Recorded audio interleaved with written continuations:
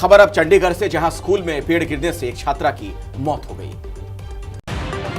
न कोई आंधी न तूफान, लेकिन धराशायी हो गया पेड़ और चली गई मासूम की जान। तस्वीरें चंडीगढ़ के सेक्टर 9 में स्थित कॉर्मेल कॉन्वेंट स्कूल की हैं। लंच के टाइम बच्चे पेड़ के पास खेल रहे थे, तभी अचानक ये बड़ा सा पेड़ गिरता है, जिसकी चपेट में आकर एक बच्चे की मौत हो गई और 3 बच्चे गंभीर हालत में अस्पताल में भर्ती हैं।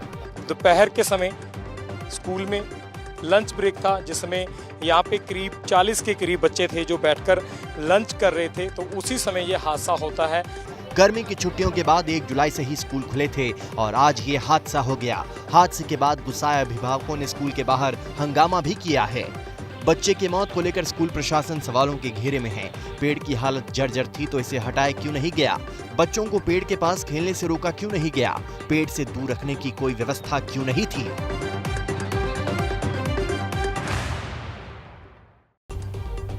चलिए बात उत्तराखंड की कर लेते हैं, जहां रामनगर में नदी में कार बहने से 9 लोगों की मौत हो गई।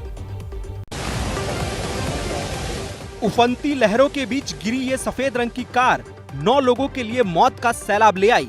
उत्तराखंड के रामनगर में उफनती ढेला नदी में पर्यटकों से भरी कार गिरने से बड़ा हादसा हो गया। हादसे के दौरान कार में 10 लोग सवार थे। रेस्क्यू ऑपरेशन की मदद से 9 लोगों का शव बरामद किया गया है, जबकि घायल एक लड़की का अस्पताल में इलाज जारी है। लापरवाही की वजह से हुए इस हादसे में सबक लिए बिना लोग हादसे के बाद भी उफनती नदी को पार करने की कोशिश करते दिखे।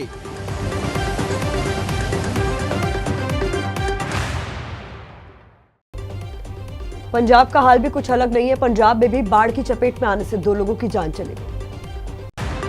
कार को क्रेन की मदद से नदी में से बाहर निकाला जा रहा है। तस्वीरें पंजाब के मोहाली जिले के टांडी गांव की हैं, जहां ये टैक्सी कार राव नदी की उफनती लहरों में फंस गई थी। उस वक्त कार में टैक्सी ड्राइवर और एक महिला मौजूद थी। दोनों कार के साथ साथ बाढ़ में बह गए थे। घटना 7 जुलाई की है। पुलिस ने काफी मशक्कत के बाद महिला का शव तो बरामद कर लिया है, लेकिन टैक्सी ड्राइवर की तलाश जारी है।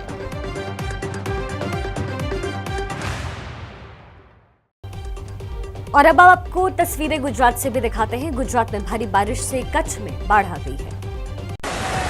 सड़कें पानी से लबालब हैं और बहाव इतना तेज कि गाड़ियां, बाइक, कार, ट्रैक्टर सब खिलौनों की तरह पानी में बहने लगी। सड़क पर पानी गर्दन तक भर गया है और लोग अपनी जान को जोखिम में डालकर अपने सामानों को बचाने की कोशिश कर रहे हैं। तस्वीरें गुजरात के कच्छ के लड़का बाजार इलाके की है।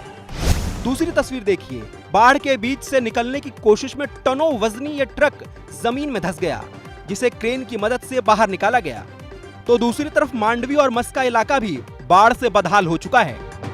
वडोदरा में अगले 3 दिनों तक बारिश होने का अनुमान है। मौसम विभाग ने कच्छ समेत पोरबंदर, जूनागढ़, गिर सोमनाथ, नवसारी और वलसाड़ जिलों के लिए ऑरेंज अलर्ट जारी किया गया है। और देखिए, देश के दक्षिण राज्यों में मॉनसून ने मुसीबत बढ़ा दी है। तस्वीरें तेलंगाना के महबूब नगर की हैं, जहां अंडरपास में स्कूली बच्चों से भरी ये बस फंस गई थी। आनन फानन में लोग बच्चों की मदद के लिए दौड़े। एक एक दो करके बस में से सवार 30 बच्चों को बस से बाहर निकाला गया और फिर बाद में ट्रैक्टर की मदद से बस को बाहर निकाला गया। माता पिता चालक पर लापरवाही बरतने का आरोप लगा रहे हैं। जल तांडव की ये तस्वीरें उडुपी की हैं, जहां भारी बारिश के बाद इलाके में बाढ़ आ गई है। घरों में पानी घुस रहा है। नदी के आसपास के इलाके पूरी तरह जलमग्न हैं। लोग मुसीबत में हैं और उस मुश्किल हालात में एनडीआरएफ की टीम देवदूत बनकर लोगों की मदद में जुटी है। तो वहीं कोप्पल में भी मूसलाधार बारिश के बाद तुंगभद्रा डैम में पानी खतरे के निशान से ऊपर पहुंच गया है। केरल में भी बारिश कोहराम मचा रही है। नदियों का पानी अब गांव में पहुंच रहा है। तस्वीरें कासरगोड इलाके की है, जहां कई इलाके बाढ़ की चपेट में हैं।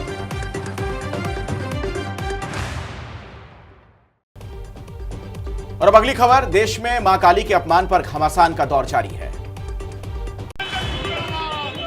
देश में फिल्म मेकर लीना मणिमेकलाई और टीएमसी सांसद महुआ मोइत्रा के खिलाफ विरोध प्रदर्शन का दौर जारी है।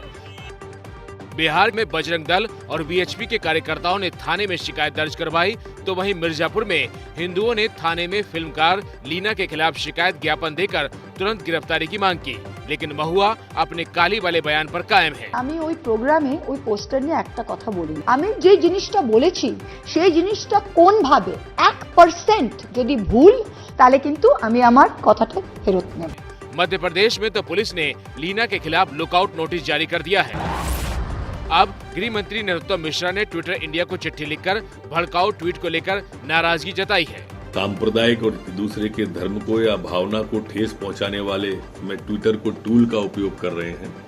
वो टूल का उपयोग ट्विटर का न हो, किसी की भावनाएं आहत न हो, इसके लिए ट्विटर को आगे आना चाहिए। तो देखिए, मध्य प्रदेश में हनुमान चालीसा पाठ पर जुर्माने को लेकर विवाद हो गया है।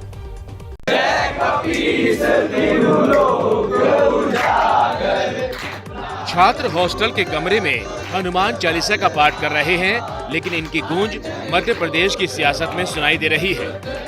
मामला मध्य प्रदेश के सीहोर का है, जहां एक प्राइवेट यूनिवर्सिटी में विरोध स्वरूप छात्रों ने सामूहिक हनुमान चालीसा पाठ किया। यूनिवर्सिटी प्रशासन से कुछ छात्रों ने शिकायत की तो यूनिवर्सिटी ने 7 छात्रों पर 5-5 हजार रुपए का जुर्माना लगा दिया। हनुमान चालीसा के लिए जुर्माने की बात सरकार तक पहुंची तो शिवराज सरकार ने फौरन जुर्माने के आदेश पर रोक लगा दी। कलेक्टर को भी जांच के आदेश दे दिए गए। कोई जुर्माना नहीं होगा, हमने उनको संदेश दे दिया है। सुप्रीम कोर्ट ने ऑल्ट न्यूज के मोहम्मद जुबैर को जमानत दे दी है, लेकिन उनकी रिहाई अभी नहीं होगी। ऑल्ट न्यूज के फाउंडर मोहम्मद जुबैर को सुप्रीम कोर्ट से आज 5 दिन की अंतरिम जमानत मिल गई। हालांकि शर्तें रखी गई कि वो कोई विवादित ट्वीट नहीं करेंगे। सुप्रीम कोर्ट ने यह भी साफ कर दिया है कि अंतरिम जमानत का ये आदेश सिर्फ सीतापुर में दर्ज मामले के लिए है। ऐसे में जुबैर को अभी दिल्ली की जेल में रहना होगा, क्योंकि दिल्ली में दर्ज मामले के लिए यहां की कोर्ट ने न्यायिक हिरासत का आदेश दिया हुआ है। मोहम्मद जुबैर ने कल सुप्रीम कोर्ट में याचिका दायर कर ये कहा था कि उन्हें इंटरनेट पर जान से मारने की धमकी दी जा रही है। जुबैर को 4 साल पुराने एक बयान मामले में 27 जून को दिल्ली पुलिस ने गिरफ्तार किया। जुबैर पर आरोप है कि उनके बयान से धार्मिक भावनाएं आहत हुई। और पूर्व केंद्रीय मंत्री और जेडीयू नेता आरसीपी सिंह के अपनी मेहनत वाले बयान पर सरकार और जेडीयू संगठन दोनों ने अब हमला बोला है। नीतीश जी के अलावा इस पार्टी में कोई नेता नहीं। नीतीश जी सर्वमान्य नेता हैं। नीतीश जी के जिसके ऊपर आशीर्वाद है वो फलता फूलता है, जिसके ऊपर से आशीर्वाद हट जाता है जमीन पर आ जाता है। जेडीयू नेता और बिहार के मंत्री अशोक चौधरी का ये निशाना पूर्व केंद्रीय मंत्री और जेडीयू नेता आरसीपी सिंह पर था। मैंने अपनी ताकत से अपनी एक पहचान बनाई है।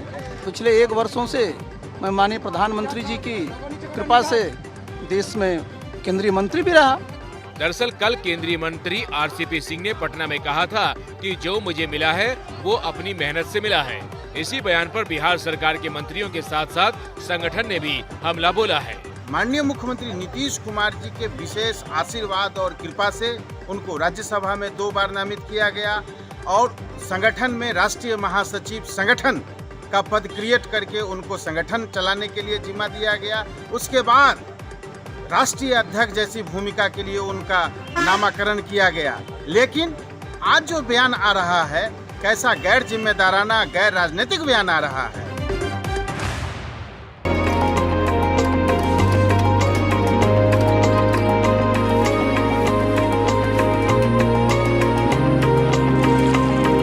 वो बहुत दूर है।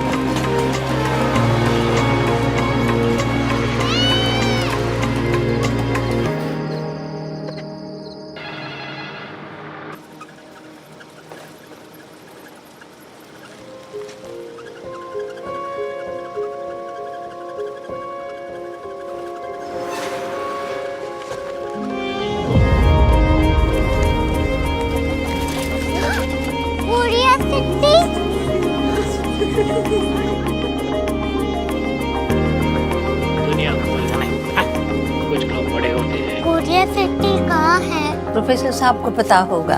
हो, ये छोटा वाला ग्लोब लगता है और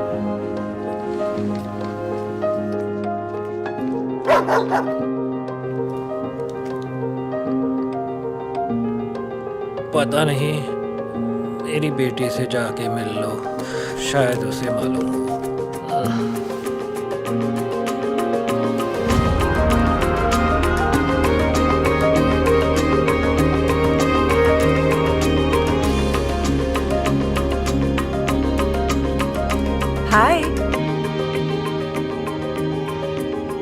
बाबा ने भेजा है।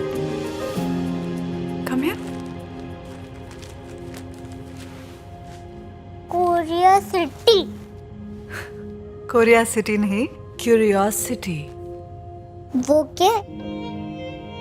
That's what brought you here? जो तुम्हें यहाँ तक ले आया। क्यूरियोसिटी।